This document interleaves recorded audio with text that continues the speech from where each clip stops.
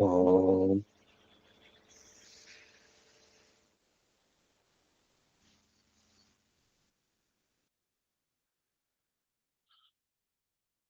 ओम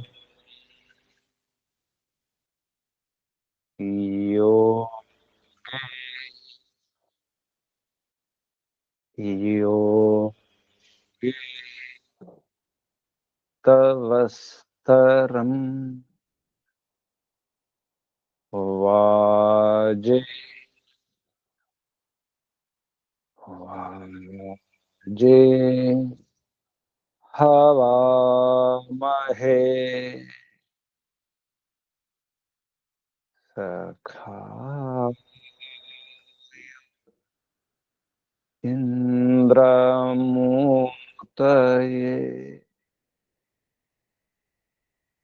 सखा इंद्रमूतये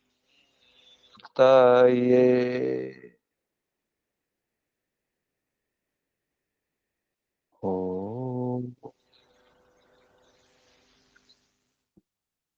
तस्माद् यज्ञात् सर्वहुत ऋचः सामानि जज्ञिरे छन्दांसि जज्ञिरे तस्माद् यजुस्तस्मादजायत तस्माद् यजुस्तस्मादजायत हो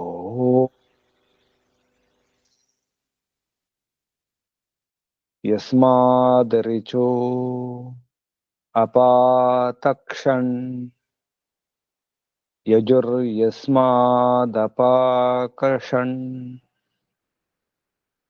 सामानि यस्य लोमान्यथर्वाङ्गिरसो मुखं स्कम्भं तं ब्रूहि कतमः स्विदेव सः स्कम्भं तं ब्रूहि कतमः स्विदेव सः ओ बृहस्पते प्रथमं वाचो अग्रं प्रैरत नामधेयं दधानाः यदेषां श्रेष्ठं यदरिप्रमासीत् प्रेरणा तदेषां निहितं गुहाविः प्रेरणा तदेषां निहितं गुहाविः ओ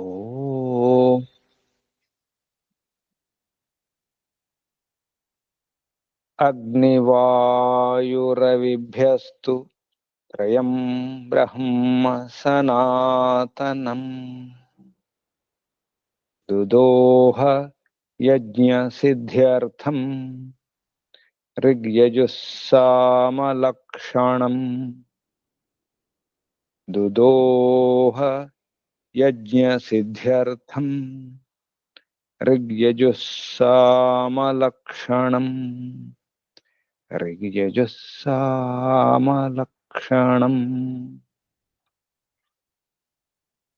ओ शांति शांति शांति।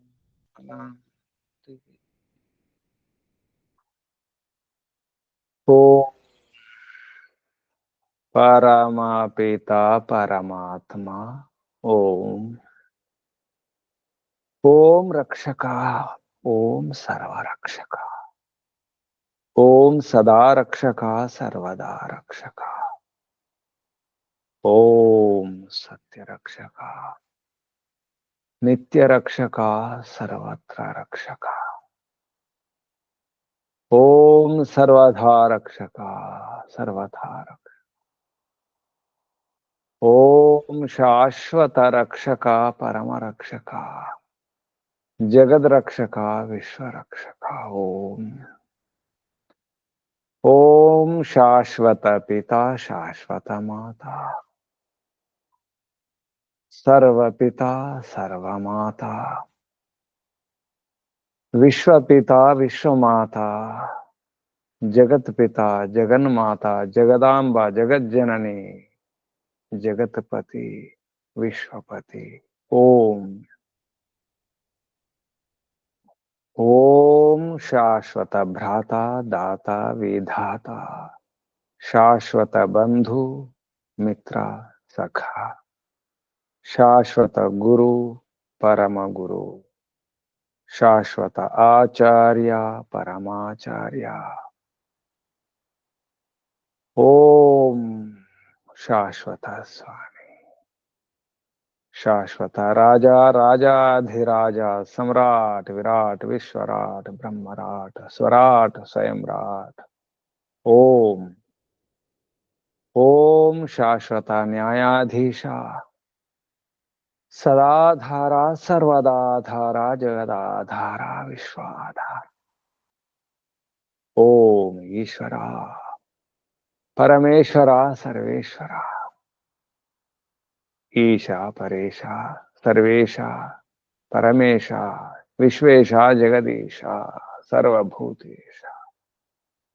ओम सर्वांतर्यामिन सर्वभूतांतरात्मन परमात्मन परब्रह्मन सर्वव्यापका सर्वशक्तिमान निराकारा निर्विकारा न्यायकारी दयालु अजरा अमरा अभया नित्य पवित्र सृष्टिकर्ता धर्ता भरता हरता संहर्ता प्रलयकर्ता पालनकर्ता निर्माणकर्ता। ओम स्वयंभू ओम शंभु ओम शंभु ओम शंभव ओम प्रभव ओम उद्भव ओम विभव ओम सर्वानुभू ओम भूः ओम भुवः ओम स्वाहा ओम भू भुवः स्वाहा। प्राण प्रिया प्राणात प्रिया प्राणेश्वरा प्राणाधारा प्राणपति जीवनपति जीवनेश्वरा जीवनदाता जन्मदाता सर्व दुख विनाशका सकल क्लेश नाशका संकट मोचका समस्त अशांति भय दुख निराश निर्मूलक। ओम सत्यचित अनंत आनंद घन स्वरूपा आनंददाता आनंदकरा सुखकरा सुखदायका। ओम आत्मदा बलदा ज्ञानदा सर्वदा हर्षदा मोक्षदा। ओम ओम ओम ओम ओम ఓముకు వందనాలు ఋషులకు మహర్షులకు మునులకు యోగులకు గురువులకు ఆచార్యులకు అధ్యాపకులకు పెద్దలకు మాతాపితలకు శ్రేయోభిలాషులకు మిత్రులకు జడచేతనాది చరాచర జగత్తుకు స్థావర జంగమాలకు వందనాలు। సర్వేభ్యో నమో నమః ప్రణవః ప్రణామः। ఆత్మ బంధువులారా శాశ్వత బంధువులారా విశ్వ బంధువులారా ధర్మ బంధువులారా బ్రహ్మ బంధువులారా ఆత్మీయ బాంధవులారా మిత్రులారా అత్యంత దుఃఖ నివృత్తి అభిలాషులారా పూర్ణ పురుషార్థులారా మోక్షాకాంక్షులారా ముముక్షులారా సుమ్నార్థులారా విశ్వాత్మ బ్రహ్మాత్మ పరమాత్మ ఆకాశాత్మ అనంతాత్మ శాంతాత్మ శాశ్వతాత్మ దర్శన అభిలాషులారా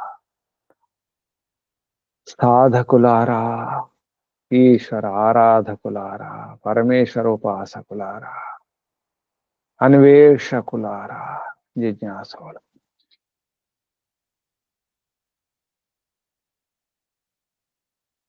పవిత్రం చేసుకోవాలి, శుద్ధం చేసుకోవాలి. ఇంకా పవిత్రం, ఇంకా శుద్ధం.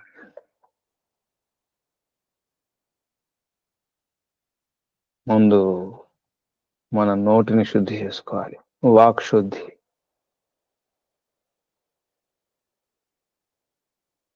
వాక్ శుద్ధి అవసరం. మాట బాగుండాలి. నోరు మంచిదైతే ఊరు మంచిదవుతుంది. నోరు మంచిది కావాలి. మన వాణి వాక్కు బాగుండాలి. ఎన్నో చిక్కులకు మన వాక్యే కారణం. నోరు బాగాలేకే, నోటి దుర్సుతనమే. మాట్లాడడం కూడా ఒక యజ్ఞమే. మన మాట యజ్ఞం అన్నారు శతపథ బ్రాహ్మణంలో. వాగ్వై యజ్ఞ. వాక్కు కూడా యజ్ఞమే. వాక్కే వసించడానికి, నివసించడానికి, సుఖంగా ఉండడానికి, సుఖంగా జీవించడానికి మన వ్యవహారం సరిగా ఉండాలి. వ్యవహారంలో మాట ముఖ్యం. మన ముఖంతో చేసే వ్యవహారమే ముఖ్యం. ఇదే ముఖ్యం. అందుకే ముఖం. మన వాణి, మన వాక్కు. అందుకే ప్రశ్నించడం జరిగింది. ఎన్ని రకాల యజ్ఞాలు చేసినా, ఎంత పరోపకారం చేసినా, ఎన్ని మంచి పనులు చేసినా, ఎన్ని పుణ్య కార్యాలు చేసినా, ఎంత పెంచుకున్నా, ఎంత దించుకున్నా, ఎంత సాధించినా, సంపాదించినా, మాట బాగలేకపోతే వ్యర్థమే. ఏ మాట? ఎటువంటి మాట? దేన్ని కోరుకుంటున్నారు? ఆప్యాయంగా ఉండాలి మాట. పూర్ణంగా ఉండాలి, పరిపూర్ణంగా ఉండాలి, పూరితం కావాలి. సుఖాలను పూరితం చేసుకోవాలంటే, సుఖాలను నింపుకోవాలంటే మాట పూర్ణంగా ఉండాలి, పరిపూర్ణంగా ఉండాలి, స్పష్టంగా ఉండాలి, శుద్ధోచ్చారణ. అందుకే ఆరంభంలోనే ఉచ్చారణ నేర్చుకోవడం అవసరం ఉంటుంది. మాతృభాష, తల్లి నేర్పించే భాష, ఆ మాటలు, ఆ పలుకులు, ఆ పదాలు శుద్ధంగా ఉండాలి. అక్కడే ప్రారంభమవుతుంది వ్యవహారం అంతా. తల్లితోనే, మాతతోనే. మాత అంటేనే పూజనీయురాలు. పూజింపబడాలంటే మాత అటువంటి వ్యవహారం నేర్పించాలి, మాట నేర్పించాలి. మాత మాటలు నేర్పిస్తుంది, మాతృభాష అవుతుంది. ఆ మాతృభాష శుద్ధమైన భాష కావాలి. కానీ మనం దివ్య మాత, పరమ మాత కూడా భాష నేర్పించింది, నేర్పిస్తూనే ఉంటుంది. వేదము ద్వారా, వేద వాక్కు ద్వారా. వేదం ఎన్నో పదాలున్నాయి, శబ్దాలున్నాయి, మాటలున్నాయి. అందులో ఏ మాట కావాలి నీకు? ఏ పదం కావాలి? ఏ పదంతో ఏ పదాన్ని జోడిస్తే అర్థాన్ని ఇస్తుంది? ఆ వ్యవహారంలో, ఆ ప్రసంగంలో, ఆ సందర్భంలో సరైనటువంటి అవగాహన ఇస్తుంది, బోధపరుస్తుంది, సరైన జ్ఞానాన్ని ఇస్తుంది. ఏ పదానికి ఏ పదాన్ని జోడించాలి, ఆ పదములో ఏ వర్ణాలు, ఏ అక్షరాలు ఉండాలి, ఏ మాత్రలు ఉండాలి, హర్షాలు, దీర్ఘాలు, అల్ప ప్రాణాలు, మహాప్రాణాలు, ద్విత్వాక్షరాలు, ఒత్తులు అన్ని గమనించాలి. అందుకే ప్రశ్నించడం జరిగింది యజుర్వేదంలో ప్రథమాధ్యాయంలో. వసోః పవిత్రమసి, శతధారం వసోః పవిత్రమసి, సహస్రధారం దేవస్త్వా సవితా పునాతు వసోః పవిత్రేణ శతధారేణ సుప్వా కామధుక్ష. సుప్వా సుష్ఠుతయా పునాతిథి. సుష్టు సరిగ్గా, పునాతి శుద్ధి చేస్తుంది. శుద్ధి చేసుకుని ఈ వేదవాణి, ఈశ్వరీయవాణి, వేదం ఉన్నటువంటి ఈ పదాలు, ఈ శబ్దాలన్నీ కూడా పవిత్రమైన శబ్దాలు. శతధారేణ ఎన్నో విధాలుగా, వందల రకాలుగా సుఖాన్నిచ్చేవి.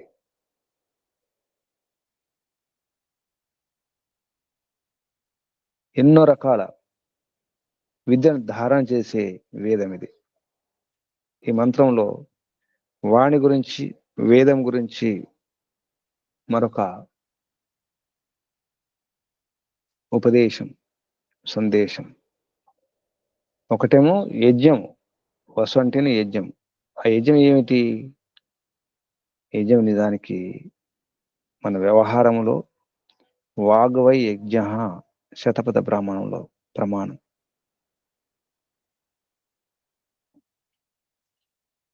ఎన్ని యజ్ఞాలు చేసినప్పుడు కూడా మన వాణి సరిగా ఉండాలి. యజ్ఞంలో, యాగాలలో మంత్రోచ్చారణ, శుద్ధోచ్చారణ అవసరం. అందుకే మంత్రం సరిగా ఉచ్చరించే ఋత్వికులను ఉంచుకుంటాం, ఉద్గాతలను ఉంచుకుంటాం, సామగానం చేయడానికి, సరైన గానం చేయడానికి. అంతర్ముఖం కావడానికి సామగానం యొక్క ఉద్దేశం అదే.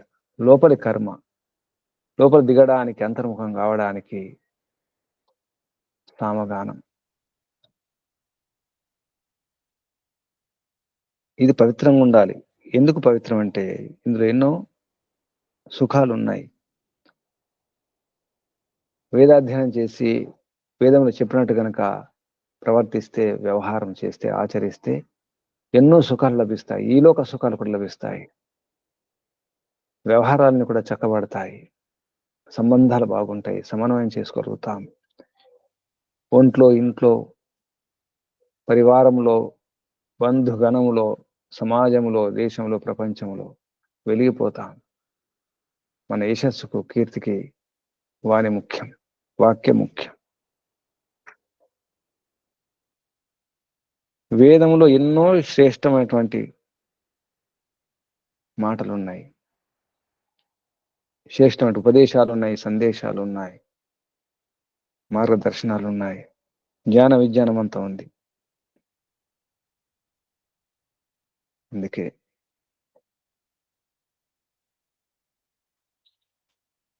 పరిపూర్ణం కావాలి, ప్రపూర్ణం కావాలి, నింపుకోవాలి, సరిగా నింపుకోవాలి, సుఖాలను నింపుకోవాలి. ఈలోక సుఖాలు కూడా, భౌతిక సుఖాలు కూడా సుఖాలు అనుభవించాలి. అనుభవిస్తూ అసలైనటువంటి సుఖం, నిజమైనటువంటి శాశ్వత సుఖం, పరమ సుఖం, అది ఆనందం. అది బయట నుంచి వచ్చే ఈ సుఖాలకు సరిపోదు. ఆ సుఖం కావాలంటే చేసే వ్యవహారం ఏమిటో చెప్పడం జరుగుతుంది. శతధారేణ బహు విద్యాధారకేణ పరమేశ్వరేణ వేదేన అని చెప్పడం జరిగింది. శతధారేణ సుప్వ, దాన్ని శుద్ధి చేసుకుని, సుప్వ సుష్ఠుతయ పునాతి ఇది.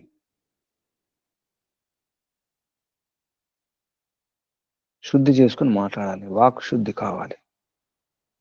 మాట్లాడేటప్పుడు శుద్ధి చేసుకోవాలి, ఆలోచించి మాట్లాడాలి. అందుకే ప్రశ్నించాలి. కామ అధుక్ష.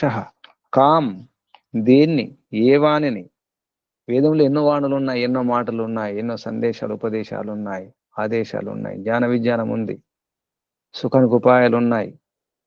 కష్టాలు వస్తే, సమస్యలు వస్తే, వ్యాధులు వస్తే, బాధలు వస్తే పరిష్కారాలు ఉన్నాయి వేదంలో. ఎన్నో సమస్యలకు, ఎన్నో ప్రశ్నలకు సమాధానం ఉంటుంది. ఇది ఒక ప్రశ్న. కామ అధుక్ష, దేన్ని నీవు పిండుకున్నావు? అధుక్ష దుఃఖ ప్రపూరణే అనే ధాతు. పితుకోవడం. ఎందుకు పితుకుంటున్నాం? ఆవు పాలు ఎందుకు పితుకుంటాం? ఎందుకు పిండుకోవాలంటే పూరణం కొరకు, ప్రపూరణం కొరకు, మనపూర్తి కొరకే. అందుకే దాన్ని ధేను అన్నారు. పాలిచ్చే ఆవు పేరు ధేనువు. కామధేనువు. అసలు కామం, అసలు కోరిక.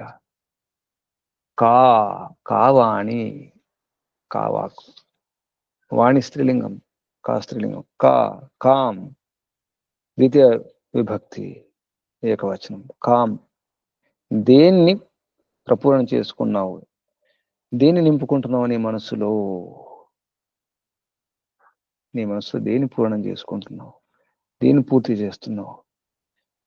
మనం పూరించుకుంటూ నింపుకుంటూ నింపాలి. పూరయతి. కాం వాచం అధుక్ష ప్రపూరయసి వా ప్రపూరయితుం ఇచ్చసి. మహర్షి దయానంద సరస్వతి గారు ఈ మంత్రానికి భాష్యం రాస్తూ అన్వయం చేయడం జరిగింది. అన్వయంలో చాలా బుద్ధిపూర్వకమైనటువంటి అన్వయం. హే విద్వన్ జిజ్ఞాసో వా త్వం కాం వాచం అధుక్ష. ఓ జిజ్ఞాసు, ఓ విద్వాన్, త్వం నీవు కాం వాచం ఏ వాక్కును, అధుక్ష ఏ వాక్కును నీవు పూరణ చేసుకుంటావు, దేన్ని పూరణ చేయడానికి ఇష్టపడతావు? అంటే నువ్వు నీ మాటలు ఎటువంటి మాటలు ఇష్టపడతావు, ఎదుటి వారి నుండి ఏ మాటలు ఇష్టపడతావు, ఎటువంటి ఉపదేశాలను, ఎటువంటి నీతులను, ఎటువంటి సలహాలను కోరుకుంటావు, నువ్వు ఎటువంటి సలహాలు ఇస్తావు? కాం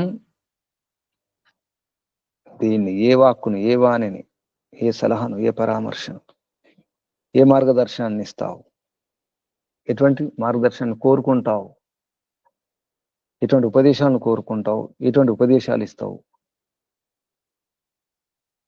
కాం వాచం అధుక్ష ప్రపూరయసి వా ప్రపూరయితుం ఇచ్చసి. ప్రపూరణ చేయడానికి ఇష్టపడతావు. నీకేం కావాలి?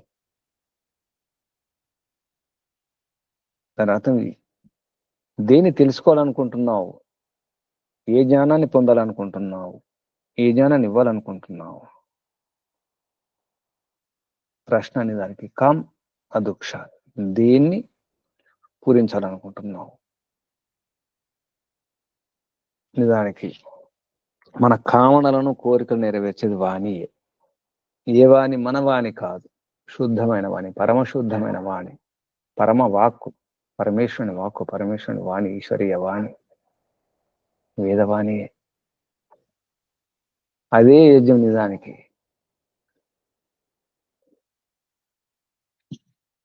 అందుకే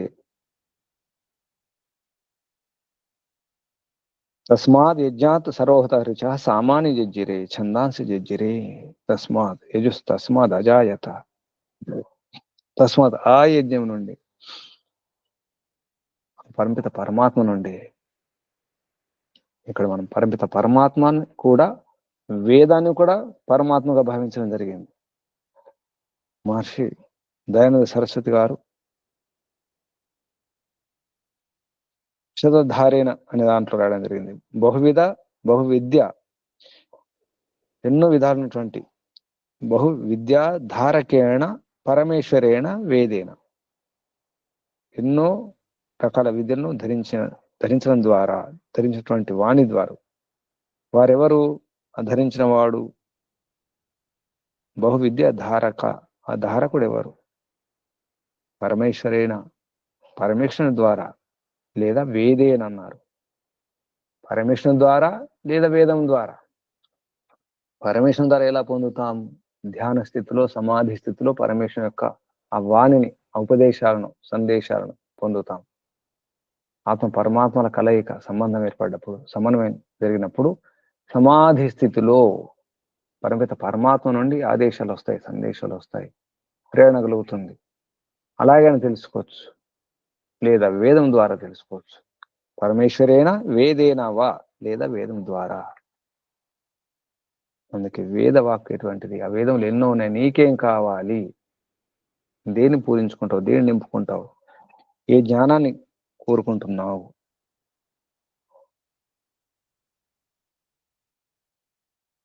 వేదంలో ఎన్నో శ్రేష్టమైన వాణులు ఉన్నాయి. అందులో ఏ వాణి కావాలి, ఏ వాణి కావాలి, ఏ వాణి యొక్క అభిప్రాయాన్ని, జ్ఞానాన్ని, బోధను నీవు అధుక్ష నీ మనస్సులో పూర్ణ చేయాలనుకుంటున్నావు, నింపుకోవాలనుకుంటున్నావు, ఇతరులకు ఇవ్వాలనుకుంటున్నావు, ఏ జ్ఞానాన్ని కావాలనుకుంటున్నావు? ఈ యొక్క ప్రశ్నలో ఎన్నో అర్థాలు దాగి ఉన్నాయి. దానికి సమాధానంగానే 4వ మంత్రంలో సమాధానం ఇవ్వడం జరిగింది. 3వ మంత్రంలో ప్రశ్న ఇది. పవిత్రేణ శతధారేణ సుప్వా కాం అధుక్ష. నిజానికి మనకు పరమపిత పరమాత్మ మానవ జన్మలో మనకి ఇచ్చినటువంటి ముఖ్యమైనటువంటి కర్తవ్యం యజ్ఞమే.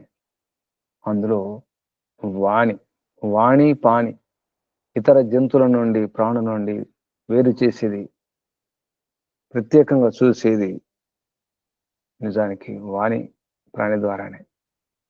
ఎందుకు ఈ మానవ ప్రాణి విశేషమైన ప్రాణి? ఈ శరీరం మానవ దేహం అనేది చాలా విశేషం, విచిత్రం కూడా. ఇన్ని రకాలుగా మాటలు ఏ ప్రాణి మాట్లాడజాలదు. అందుకే వాణి అన్ని ప్రాణుల నుండి వేరు చేసే ఒక సాధనం. భాష, మనం మాట్లాడే మన పిచ్చి పిచ్చి పదాలు, అపభ్రంశ వికృత ఈ పలుకులు, ఈ మాటలు, ఈ భాషలు కాదు. వేదవాణి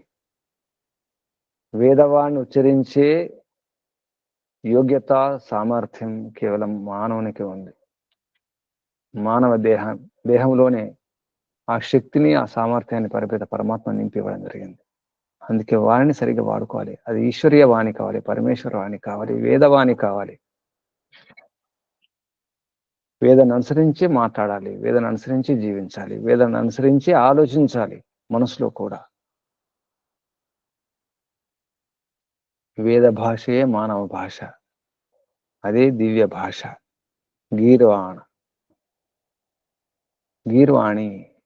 గీర్వాణ భాష, దేవతల భాష.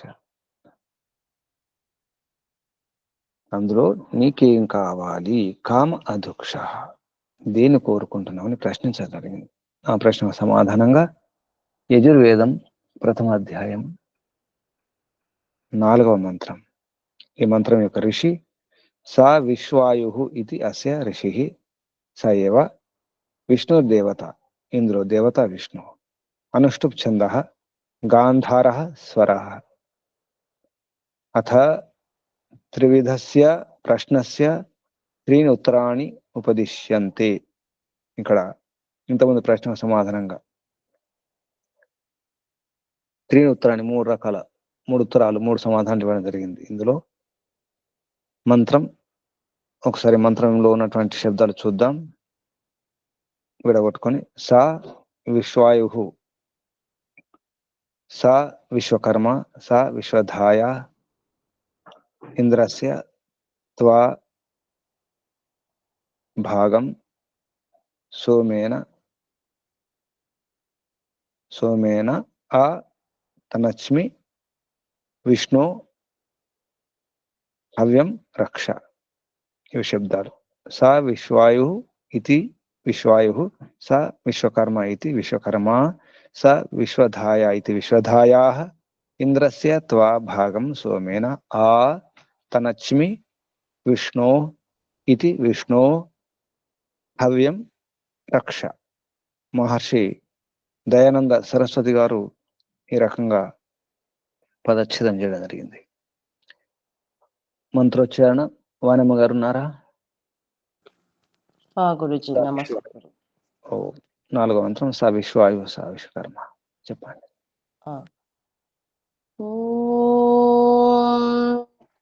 సా విశ్వాయు సా విశ్వకర్మ సా విశ్వధాయ ఇంద్రస్య త్వా భాగం సోమేనాతనచ్మి విష్ణో హవ్యం రక్ష. శుభం. ఇది మంత్రం. సా ఏంటి? ఆ వాణి, ఆ వేదవాణి. ఆ వేదవాణిలో ఎన్నో ఉన్నాయి, అందులో అది ఒకటి విశ్వాయు. మహర్షి యొక్క అర్థం చూద్దాం. సా వాక్. 3వ మంత్రంలో కామ్ అధుక్ష అనే ప్రశ్నకు సమాధానం. సా కామ్ అని ప్రశ్న. కామ్ దేన్ని? ఇక్కడ సా ఆ వాక్. దానికి ప్రమాణం మహర్షి దయానంద సరస్వతి గారు వాగ్వై యజ్ఞ శతవత బ్రాహ్మణం 1:1:4:11. దాని చిరునామా కూడా ఇవ్వడం జరిగింది. శతపథ బ్రాహ్మణుడు ఎక్కడుందో. సా వాక్ విశ్వాయు పూర్ణం ఆయుర్ యస్యాం స గ్రహీతవ్యా సా శిల్ప విద్యా సంపాదిక. సా వాక్, సా అనేది స్త్రీలింగమే. మూడవ మంత్రములో కామ్ అనేది కూడా స్త్రీలింగమే. సా శిల్ప విద్యా సంపాదిక, శిల్ప విద్యను సంపాదించి పెట్టేది వాక్. శిల్ప విద్య అంటే ఇక్కడ టెక్నాలజీ, మనం బయట వ్యవహారంలో మాట్లాడే విజ్ఞానం. విశ్వకర్మ, విశ్వం సంపూర్ణం క్రియాకాండం సిద్ధ్యతి యయా సా సంపూర్ణ విద్యా ప్రకాశిక విశ్వధాయా యా విశ్వం సర్వం జగద్ విద్యా గుణై సహ దధాతి. సా విశ్వ ఉపపదే దుధాయ్ ధాతో అసన్ ప్రత్యయ బాహుళకాన్ని అని ఈ అష్టాధ్యాయి వ్యాకరణ నియమాలు చెప్పడం జరిగింది. ఇంద్రస్య పరమేశ్వరస్య యజ్ఞస్య వా త్వం తం అత్ర పురుష వ్యత్యయ. త్వ అనేది మధ్యమ పురుష, దాన్ని తమ్ అని చెప్పేసి ప్రథమ పురుషలో మార్చడం జరిగింది. అందుకే దాన్ని అత్ర పురుష వ్యత్యం. ప్రథమ పురుష, మధ్యమ పురుష, ఉత్తమ పురుషలో ఆ పురుషాటి మార్చి అర్థాన్ని చెప్పడం జరుగుతుంది. అందుకే ఇక్కడ పురుష వ్యత్యయం అన్నారు.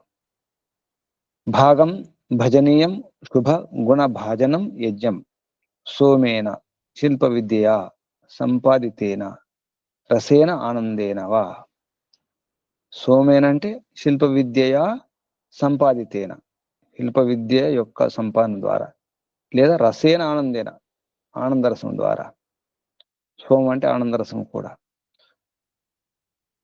ఆ సమంతాత్ తనచ్మి సంకోచయామి దృఢీకరోమి విష్ణో వేవేష్టి వ్యాప్నోతి చరాచరం విశ్వం తత్ సంబుద్ధౌ పరమేశ్వర. హవ్యం పూర్వోక్త యజ్ఞ సంబంధి దాతుం గ్రహీతుం యోగ్యం ద్రవ్యం విజ్ఞానం వా రక్ష పాలయ. ఇది ఈ మంత్రం. అయం మంత్ర శతపథ బ్రాహ్మణం అని చెప్పేసి ఈ మంత్రం శతపథ బ్రాహ్మణం కూడా వ్యాఖ్యానం చేయబడింది. అయం మంత్ర శతపథ బ్రాహ్మణంలో 1:7:17-21 అందులో వ్యాఖ్యాత అని వ్యాఖ్యానించబడింది అని చెప్పేసి రాయడం జరిగింది మహర్షి. మహర్షి యొక్క అన్వయం చాలా బుద్ధిపూర్వకమైనటువంటి అన్వయం. ఈ అన్వయంలోనే రహస్యమంతా దాగి ఉంది. అసలు అర్థాన్ని ఇచ్చేది అన్వయమే. అది కూడా మహర్షుల యొక్క శైలిలో మహర్షి రాయడం జరిగింది. హే విష్ణు వ్యాపకేశ్వర భవత యా వాగ్ ధార్యతే సా విశ్వాయు సా విశ్వకర్మ. అన్వయం అంటే మంత్రం ఉన్నటువంటి ఆ శబ్దాలే అటు ఇటు ఎందుకంటే అక్కడిక్కడ ఉంటాయి, వాటిని యొక్క క్రమ పద్ధతిలో పేర్చడం కూర్చడం జరుగుతుంది. అందులో అర్థం వచ్చే విధంగా కొన్ని శబ్దాలను కూడా అధ్యారం చేయడం జరుగుతుంది. వేరే శబ్దాలు కలపడం జరుగుతుంది అర్థం కొరకు. ఇక్కడ హే అనే శబ్దాన్ని తీసుకొని హే విష్ణు వ్యాపకేశ్వర భవతాయ. ఇక్కడ వ్యాపకేశ్వర అని చెప్పేసి మంత్రంలో లేదు శబ్దం, అయినా తీసుకొని అన్వయం చేసి రాయడం జరిగింది. హే విష్ణు వ్యాపకేశ్వర భవత యా వాగ్ ధార్యతే సా విశ్వాయు సా విశ్వకర్మ సా విశ్వధాయ అస్తి. అస్థి అనే శబ్దం ఉండదు. ఇక్కడ మిగతా శబ్దాలు ఆ మంత్రం ఉన్న శబ్దాలే. తయా త్రివేధయా గృహీతయా ఏవ అహం యం ఇంద్రస్య భాగం యజ్ఞం సోమేన అతనచ్మి త్వా తం హవ్యం యజ్ఞం త్వం సతతం రక్ష. ఇది అన్వయం. దానికి మనం ఈ శబ్దాలకు అర్థం తీసుకుంటే శబ్దార్థాలు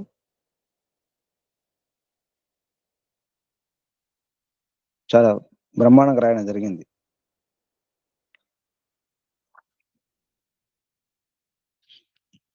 తర్వాత భావార్థం మన మహర్షి యొక్క శైలిలో అధ్యయనం చేసే ప్రయత్నం చేస్తున్నాం. ఒకసారి భావార్థం చూద్దాం. త్రివిధ వాగ్భవతి, వాక్కు 3 రకాలు అని చెప్పడం జరిగింది. యా బ్రహ్మచర్యాశ్రమే పూర్ణ విద్యా పఠనాయ పూర్ణాయుకరణాయ చ సేవ్యతే స ప్రథమ. వాక్ 3 విధాలు, త్రివిధ వాగ్భవతి, వాక్కు 3 విధాలు ఉంటుంది. యా బ్రహ్మచర్యాశ్రమం, ఏదైతే బ్రహ్మచర్యాశ్రమంలో పూర్ణ విద్యా పఠనాయ, పూర్ణ విద్య పఠనాయ, ఇక్కడ గమనించాలి. బ్రహ్మచర్యాశ్రమం దేని కొరకు అంటే పూర్ణ విద్య, సగం చదువుకొని వ్యాకరణం చదువుకొని, లేదా దర్శనాలు, వ్యాకరణం లేకుండా దర్శనాలు, వ్యాకరణం ఉండి దర్శనాలు లేకుండా, ఉపనిషత్తులు లేకుండా, లేదా నిఘంటు నిరుక్తాలు అటువంటి లేకుండా, జ్యోతిషం లేకుండా, సాంగోపాంగ, అందుకే సాంగోపాంగ అన్నారు. అంగ ఉపాంగాలు, శిక్షకల్పం, వ్యాకరణ, నిరుక్తం, ఛందస్సు, జ్యోతిషం 6 అంగాలు, ఉపాంగాలు 6 దర్శనాలు, అరణ్యకాలు, బ్రాహ్మణ గ్రంథాలు, మిగతావి కూడా ఇంకా ఇవన్నీ కూడా. అందుకే బ్రహ్మచర్య ఆశ్రమంలో పూర్ణ విద్య పఠనాయ, బ్రహ్మచర్య ఆశ్రమం పూర్ణ విద్య పఠనం కొరకే.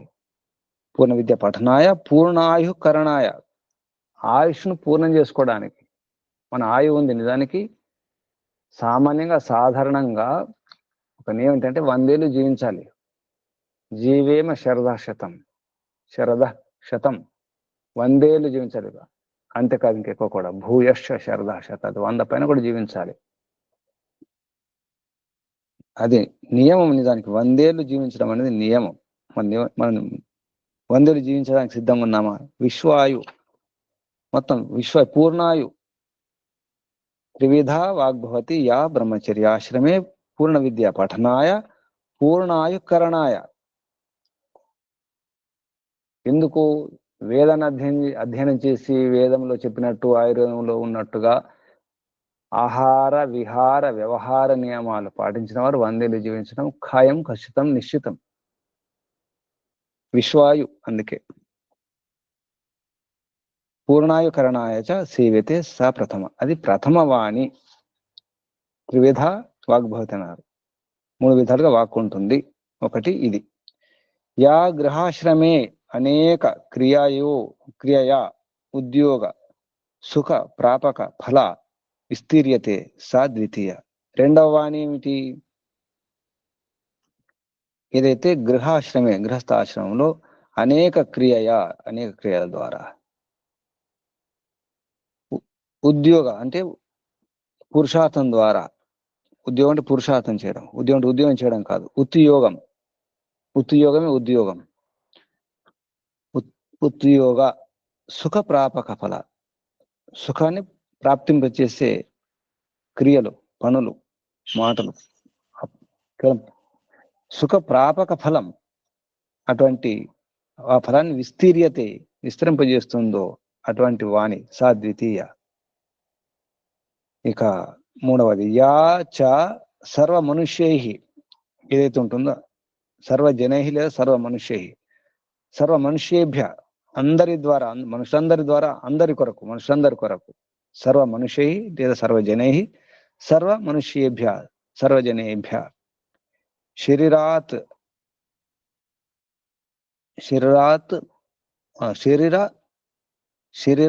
ఆత్మ సుఖ వర్ధనాయ, శరీర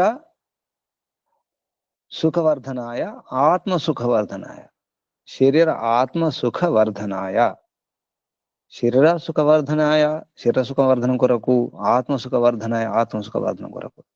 ఇక్కడ శరీరం అంటే ఈ మనసు, ఇంద్రియాలు అన్ని తీసుకోవాలి. ఆత్మ అంటే ఆధ్యాత్మికంగా, ఆత్మసుఖం అంటే ఆత్మ ఆనందం, ఆత్మతృప్తి.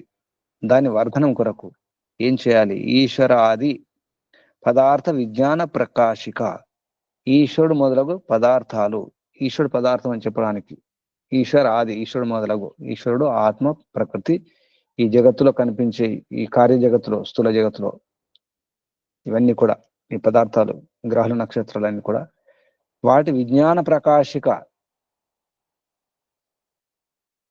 ఏంటది? వాణి. అది వానప్రస్థ సన్యాస ఆశ్రమే. వానప్రస్థ సన్యాస ఆశ్రమంలో ఈ వేద వాణిని ఉపయోగించుకోవాలి. నిజానికి ఆశ్రమే ఖలు ఉపదిశ్యతే స తృతీయ. ఆశ్రమంలో ఏదైతే ఉపదేశం చేయడం జరుగుతుందో, వానప్రస్థంలో స్థిరం చేసుకొని స్పష్టం చేసుకుంటాం, నిర్ణయం చేసుకుంటాం. సన్యాసంలో ఇక మొత్తం ఇవ్వడం ఉంటుంది, ఉపదేశాలు ఇవ్వడం ఉంటుంది. సన్యాసికి నిజానికి ఉపదేశాలు ఇచ్చే అధికారం ఉంటుంది, కానీ మన అందరం కూడా ఉపదేశాలు ఇస్తాం, ఏది పాటించాం, కానీ ఉపదేశాలు ఇవ్వడానికి సిద్ధంగా ఉంటాం. ఎప్పుడు ఉపదేశాలు ఇవ్వాలి? మరణ చింతనం చేసుకొని, నిధిధ్యాసనం చేసుకొని, నిర్ణయం చేసుకొని, ప్రమాణపూర్వకంగా చూసుకొని, ఇది స్పష్టంగా అని అనుభవపూర్వకంగా ఆనుభవిక జ్ఞానంతో తెలుసుకొని ఆచరించిన దాన్ని ఇంకా ఇస్తూనే ఉండాలి, ఉపదేశిస్తూనే ఉండాలి. అది తృతీయ. అప్పుడు కూడా వాణిని ఉపయోగించుకుంటాం. నచ ఏనయా వినా కస్యాపి సర్వం సుఖం భవితుమర్హతి. ఇది కాకుండా ఏనయా వినా అంటే ఈ పద్ధతి కాకుండా, దీని ద్వారా కాకుండా కస్యాపి ఎవరు కూడా సర్వం సుఖం భవితం న అర్హతి, సర్వసుఖాన్ని, అన్ని రకాల సుఖాన్ని పొందడానికి అర్హత ఉండదు. నా అర్హతి. అనయా ఏవ మనుషి పూర్వోక్త యజ్ఞ అనుష్ఠాతవ్య. కాబట్టి మనుషులందరి ద్వారా ఇంతకుముందు చెప్పినటువంటి యజ్ఞం ఏతుందో ఇక్కడ చివరికి మళ్ళీ వాణి యజ్ఞము, వేదవాణి యజ్ఞం, వేదాధ్యయనం చేసి తెలుసుకోవడం అనే యజ్ఞం ఏతుందో దాన్ని పూర్వోక్త యజ్ఞ అనుష్ఠాతవ్య, దీన్ని అనుష్ఠానం చేయాలి, ఆచరించాలి. మన మాట కూడా ఒక యజ్ఞమే, మాట కూడా ఒక తపస్సే, మాట కూడా సాధనలో ముఖ్యమైనటువంటి భాగం. మన చేష్టలు ఎలా ఉన్నాయి, మన నడక ఎలా ఉంది, కుంటుతున్నామా, గెంతుతున్నామా, ఎగురుతున్నామా, దూకుతున్నామా, శరీరం ద్వారా ఇటువంటి హావభావాలు ఉన్నాయి, అవి తర్వాత, అవి ముఖ్యం కాదు. మన వాక్ ఎలా ఉంది, వాక్కులో ఎటువంటి అర్థాన్ని తొనికిస్తుంది, మన మాటలో కొన్ని అర్థాలు తొనికిస్తాయి, తొనుకుతుంటాయి. అలా మాట బాగానే ఉంటుంది, అన్ని బాగుంటుంది, కానీ అర్థం వేరు ఉంటుంది. మాట మధురంగానే ఉంటుంది, కానీ అందులో అర్థం వేరు ఉంటుంది. అటువంటి కాకుండా ఇది కూడా యజ్ఞమే, వాగ్యజ్ఞం. యజ్ఞో అనుష్ఠాతవ్య. వ్యాపకేశ్వర స్తోతవ్య. వ్యాపకేశ్వరుడు ఎవరు? పరమిత పరమాత్ముడు, కేవలం ఆ పరబ్రహ్మ మాత్రమే. స్తోతవ్యము, స్తుతించదగిన వాడు. మనం స్తుతింపదగిన వాడు ఎవరు? స్తుత్యుడు, వంద్యుడు, ఉపాసనీయుడు పరమిత పరమాత్మ. వ్యాపకేశ్వర స్తోతవ్య.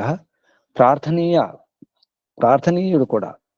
ఎవరిని ప్రార్థించాలి, ఎవరిని కోరుకోవాలి, ఎవరిని అడగాలి? ఉపాసనీయ ఉపాసనీయుడు కూడా పరమిత పరమాత్మ భవతి. అనుష్ఠితో అయం యజ్ఞో జగతి రక్షహేతు ప్రేమ్ణ సత్యభావేన ప్రార్థితశ్చ ఈశ్వర తాన్ సర్వదా రక్షతి. అటువంటి వాణ్ణి ఈశ్వరుడు సర్వదా రక్షిస్తాడు. ఈశ్వర తాన్, అటువంటి వారిని ఈశ్వర సర్వదా రక్షతి.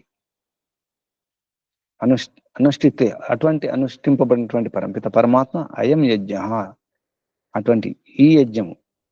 పరమిత పరమాత్మ కూడా యజ్ఞమే. మనం చేసే ఈ నాటకం అనే యజ్ఞం, ఈ వ్యవహారం అనే వ్యవహారం కూడా ఒక నాటకమే. మనం ఏదో వ్యవహారం చేస్తున్నాం అనుకుంటున్నాం, కానీ మనం పరమిత పరమాత్మని అనుసరించి ఆదర్శంగా, పరమాదర్శంగా తీసుకొని జీవించడమే. ఈ జీవించడం కూడా ఒక నాటకమే. పరమిత పరమాత్మ చెప్పినట్టు చేయడం. నిజానికి మనం కేవలం మనకు మనమే ఉండట్లేదు, మనకు మనమే జీవించట్లేదు. పరమాత్మ ఆడిస్తున్నాడు, ఎన్నో విషయాల్లో ఆడిస్తున్నాడు. జగన్నాటక సూత్రధారి ఆడిస్తుంటాడు, మనం ఆడుతుంటాం, నటిస్తుంటాం, పాటిస్తాం అనుకుంటాం. నిజానికి పరమిత పరమాత్మ ఇచ్చినటువంటి ఆ సంభాషణ, ఆ మాటలు పలకాలి. నిజానికి ఏ పాత్రకు ఏ భాష, ఏ పదం, ఏ మాట ఉంటుందో, ఏ సంభాషణ ఉంటుందో ఆ సంభాషణ చెప్పడం. ఒక పాత్రకు మరొక పాత్ర సంభాషణ పనికిరాదు. ఆ పాత్రకు ఆ సంభాషణ ఉండాలి. తల్లి మాట వేరు, తండ్రి మాట వేరు, పిల్లల మాట వేరు, వారి మాటలు వేరు, వీరి మాటలు వేరు, ఉపాధ్యాయుని మాటలు వేరు. ఆ పాత్రకు ఆ సంభాషణ ఉండాలి, ఆ పదాలే వాడుకోవాలి. కానీ మనం మనకు సంబంధం లేని పదాలు కూడా వాడుకుంటాం. అంటే మన పాత్ర పోషణ చేయడం లేదు. మన పాత్రత ఎంతో ఆ పాత్రతను బట్టే మన పాత్రకు న్యాయం చేయాలి, పాత్రలో జీవించాలి. కానీ మనం జీవనంలో నటిస్తాం, నటనలో జీవిస్తాం, నటనలో జీవిస్తాం, జీవనంలో నటిస్తాం. అందుకే మాటలు అనుకరించండి, ఈశ్వరీయ వాణిని అనుకరించండి, ఈశ్వరుని మాటలను పాటించండి. అసలు మన పరంపిత పరమాత్మ స్తుత మయ వరద వేదమాత పరంపిత పరమాత్మయే దివ్య మాత, శాశ్వత మాత. ఆ మాటలు మాట్లాడాలి. మన మాతృభాష పరమ మాత భాష కావాలి. దాన్ని అనుష్ఠించాలి. అనుష్ఠానం చేసుకో అనుష్ఠితో అయం యజ్ఞ జగతి రక్షహేతు. ఈ జగత్తులో రక్ష కొరకు ప్రేమ ద్వారా, ప్రీతికరంగా, ప్రీతి ద్వారా, సత్యభావన ద్వారా ప్రార్థించబడినటువంటి ఈశ్వరుడు తాన్ సర్వదా రక్షతి. అటువంటి వారిని రక్షిస్తాడు యజ్ఞానుష్ఠానం ద్వారా. అంటే మన వ్యవహారం, మన భాష, మన భావం, మన ఆలోచన, మన నిర్ణయాలు జగతి రక్షహేతు, జగత్తులను వాటిని అన్నింటిని రక్షించే ప్రయత్నం చేయాలి. అది కూడా ప్రీతిపూర్వకంగా, ప్రేమపూర్వకంగా. పరంతు ఏ క్రియా అకుశల ధార్మిక పరోపకారిణో జనా సంతి తే ఈశ్వరం ధర్మం చ విజ్ఞాయ సమ్యక్ క్రియా సాధనేన ఐహికం పారిత్రికం చ సుఖం ప్రాప్నువంతి నా ఇతరే. ఎవరైతే క్రియా కుశలురు ఉంటారో, కౌశలం, నైపుణ్యం, ప్రావీణ్యం ఉంటుందో, ఎవరైతే కుశలంగా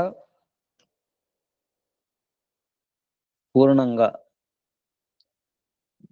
తన కౌశలాన్ని, తన నైపుణ్యాన్ని ఉపయోగించి పనిచేస్తారో, అంటే మనసు పెట్టి శ్రద్ధతో నిపుణంగా చేయాలి పని చేస్తే. ధార్మికులు ఉంటారు, ధార్మికాః పరోపకారిణః జనాః. ధార్మికులు పరోపకారులైనటువంటి జనాః సంతి తే ఈశ్వరం ధర్మం చ విజ్ఞాయ. ఈశ్వరుణ్ణి మరియు ధర్మాన్ని తెలుసుకుని, ఈశ్వరుని శక్తి సామర్థ్యాలు ఏమిటి, గుణకర్మ స్వభావాలు ఏమిటి, ఈశ్వరుని గురించి తెలుసుకొని, ధర్మం మరియు ధర్మం గురించి అర్థం చేసుకుని, నా ధర్మం ఏమిటి, నా విధి ఏమిటి, నా కర్తవ్యం ఏమిటి, నేను చేయవలసిన పనులు ఏమిటి సరిగా తెలుసుకొని, విశేషంగా అర్థం తెలుసుకొని సమ్యక్ క్రియా సాధనేన, సరైనటువంటి క్రియా సాధన ద్వారా, అంటే ఆచరణ ద్వారా, సరైనటువంటి ఆచరణ క్రియా సాధన ద్వారా, అంటే ఆచరణ అనే సాధన ద్వారా ఐహికం పారత్రికం, ఈ లోకం మరియు పారత్రికం పరలోకం, పరత్రం అంటే తర్వాత లభించే సుఖం. ఐహిక సుఖం, పారత్రిక సుఖం, మనం ఇహ పరలోక సుఖం అంటాం. పారత్రికం చ సుఖం ప్రాప్తిమంతి పొందుతారు, నేతరే ఇతరులు కాదు. అంటే నీకు వ్యతిరేకం. ఎవరైతే పనిచేసేటప్పుడు కుశలత ఉండదో, నైపుణ్యం లేకుండా చేస్తారో, దాంట్లో ప్రావీణ్యత లేకుండా, అటువంటి వారు తర్వాత దీని వ్యతిరేకం తీసుకుంటే అక్కడ ధార్మికం ఉంది, ఇంతకుముందు చెప్పింది. ఇప్పుడు అధార్మికులు, ఎవరైతే అధార్మికులు ఉంటారో, పరోపకారం చేయకుండా ఉంటారో, అటువంటి వారు ఈశ్వరుని గురించి, ధర్మం గురించి తెలుసుకోరో, సమ్యక్ క్రియా సాధన, సమ్యక్ అంటే ఇక్కడ అసమ్యక్ అని రాసుకోలేదు, మనకు చేసే సాధన లేదా ఆచరణ సరిగా ఉండదో, అటువంటి వారికి ఐహికం పారత్రికం సుఖం నా ప్రాప్నువంతి, వారికి ఈ లోక సుఖం పరలోక సుఖం లభించదు. ఏ సుఖాలు లభించవు. ఇది ఈ మంత్రం యొక్క కొంత అర్థాన్ని పరిచయం చేసుకునే ప్రయత్నం చేసినాం. ఇది పూర్తి అర్థం కావాలంటే ఈశ్వర సమర్పణ చేసుకొని ధ్యాన స్థితిలో చూసుకున్నప్పుడే, దర్శించుకున్నప్పుడే అర్థమవుతుంది. ఇందులో ఉన్నటువంటి ఎన్నో శబ్దాలు అర్థం చేసుకోవడం అవసరం ఉంది. ఈ విశ్వాయు ఏమిటి, విశ్వకర్మ ఏమిటి, విశ్వధాయ ఏమిటి, ఇంద్రస్య త్వా భాగం, ఇంద్రుడు పరమిత పరమాత్మయే. ఆ ఇంద్రుడు ఎవరు? సోమేన్ అన్నారు ఇక్కడ. సోమేన్ అంటే శిల్ప విద్య సంపాదితేన రసేన ఆనందేన అన్నారు మహర్షి దయానంద సరస్వతి గారు. విష్ణో వేవేష్టి వ్యాప్నోతి చరాచరం విశ్వం తత్సంబుద్ధౌ పరమేశ్వర. ఈ విష్ణు అనే ఈ శబ్దానికి అర్థం సత్యార్థ ప్రకాశంలో మొదటి సములాసనం కూడా రాయడం జరిగింది. ఇదే అర్థం. వేవేష్టి వ్యాప్నోతి చరాచరం విశ్వం. విశ్వమంతా వ్యాపించినవాడు విష్ణు. పరమిత పరమాత్మ అంతటి ఉన్నాడు కాబట్టి రక్షిస్తాడు, రక్షిస్తూనే ఉన్నాడు. హవ్యం పూర్వోక్త యజ్ఞ సంబంధి దాతం గ్రహీతం యోగ్యం ద్రవ్యం విజ్ఞానం. ఇక్కడ హవ్యం అంటే కేవలం హవ్య మన ఆహుతి ఇచ్చే సామాగ్రి మాత్రమే కాదు, ఆహుతులు మాత్రమే కాదు. హవ్యం అంటే విజ్ఞానం కూడా అన్నాడు. విజ్ఞానం కూడా ఆహుతే. రక్ష పాలాయ అని చెప్పేసి కోరుకోవడం జరిగింది. పరమిత పరమాత్మ రక్షించండి, మీరు రక్షిస్తూ ఉన్నారు కానీ మేము గుర్తు చేసుకుంటున్నాం ప్రభు, మీరు సర్వరక్షకులు, సదారక్షకులు, శాశ్వత రక్షకులు, విశ్వరక్షకులు, జగద్రక్షకులు. హే పరమిత పరమాత్మ, మీ రక్షణ పొందడానికి మాకు యోగ్యత కావాలి, నిన్నే ఆశ్రయించాలి. మా కర్మలు విశ్వకర్మలు కావాలి, ఎందుకంటే అంతా నీవే. నీవే విశ్వకర్మ, నీవే విశ్వధా, నీవే ఇంద్రుడే, నీవే భగ, నీవే సోమ, నీవే. హే పరమిత పరమాత్మ, మేము పూర్ణ ఆయుష్మంతులం కావాలి. దాని కొరకు మా వారిని శుద్ధి చేసుకోవాలి. మా నోటి ద్వారా చేసే వ్యవహారం సరిగా ఉండాలి ప్రభు. ఇది కూడా యజ్ఞమే. వాగ్వై యజ్ఞ, వాణియే యజ్ఞము. ఈశ్వరుని యొక్క వాణి అసలు వాణి, పరమవాణి, శాశ్వత వాణి, శుద్ధవాణి, పరమశుద్ధవాణి. ఆ ఈశ్వరీయ వాణి అనేటువంటి వేదాన్ని అధ్యయనం చేసి వేదములు చెప్పినట్టు అర్థం చేసుకొని ఆచరించి జీవిస్తే 100 ఏళ్ళు సునాయాసంగా జీవించవచ్చు. అలా ఎందరో చెప్పి జీవించిన వారు ఉన్నారు. నేను వేద భక్తుని అయితే, వేదాన్ని అర్థం చేసుకుంటే, వేదానికి అనుకూలంగా జీవిస్తే నేను 100 ఏళ్ళు జీవిస్తాను, లేదా ముందుగా కనుక చనిపోతే నేను వేదాన్ని పాటించనట్టే అని చెప్పి జీవించిన వారు ఉన్నారు. అందులో ఒకరు పండిత గోపదేవ శాస్త్రి గారు, మహనీయులు. మరి చెప్పి జీవించినారు 100 ఏళ్ళు. అటువంటి వారు ఇంకెందరో ఉన్నారు. ప్రయత్నం చేద్దాం, మనం కూడా 100 ఏళ్ళు జీవించాలి. పరమిత పరమాత్మ యొక్క ఆదేశం 100 ఏళ్ళు జీవించాల్సిందే. ఎందుకంటే సరిగా అర్థం కావాలంటే, అనుభవపూర్వకంగా అర్థం కావాలంటే వృద్ధాప్యం కూడా అనుభవించాల్సిందే. వృద్ధతనం అంటే పెద్దతనం. నిజానికి వృద్ధులు కావాలి, వృద్ధి చెందాలి. దాని పేరు వృద్ధత్వం. భయపడకూడదు. వృద్ధత్వం అనేది ఒక శాపం కాదు, అదొక వరం. ఎంతో అనుభవంతో శరీరాన్ని వదిలిపెట్టడం జరుగుతుంది. మధ్యలో వదిలిపెడితే అనుభవం లేకుండా వెళ్ళిపోతాం, మళ్ళీ రావాల్సి వస్తుంది.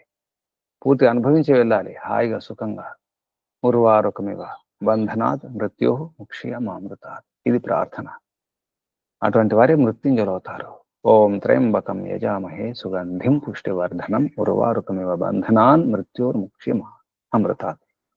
బంధనాన్ సంధిలో విడదీస్తే బంధనాత్, ఆ బంధనం నుండి విడిపోవాలి.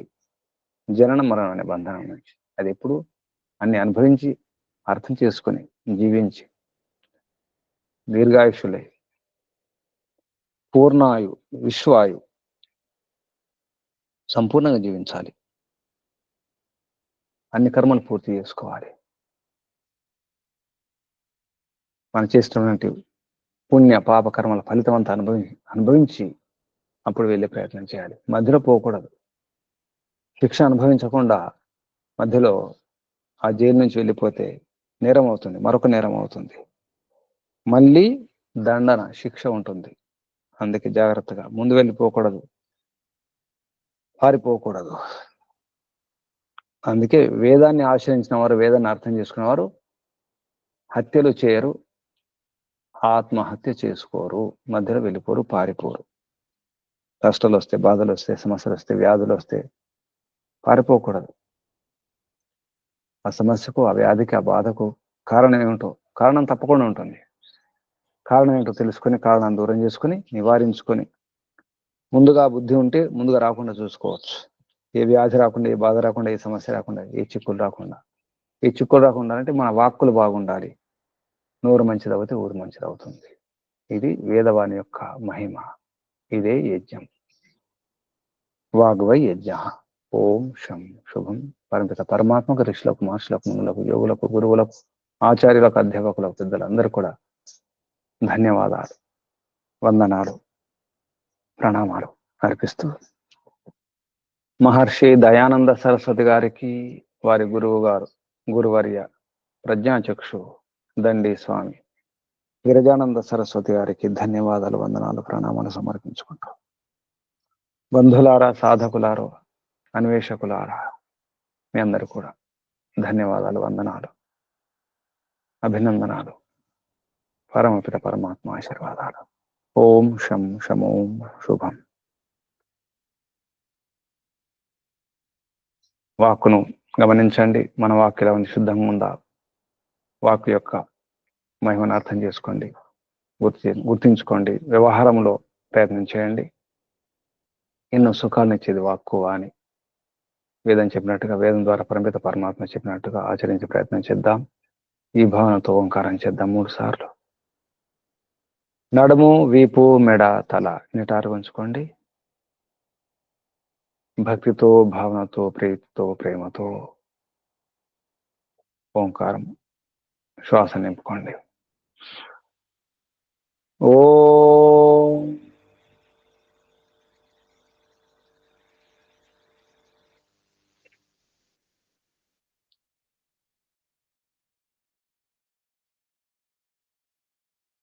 ఓం.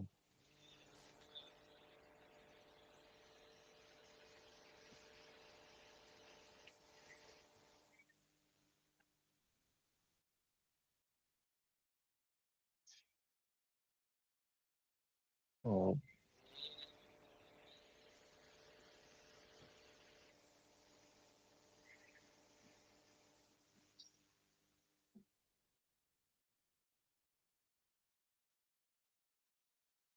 శాంతి శాంతి శాంతి. శాంతి పాఠం చెప్పకండి, ఇక్కడ ఆపిద్దాం. తర్వాత ఉపనిషత్ సారం, ఆత్మ నివేదన.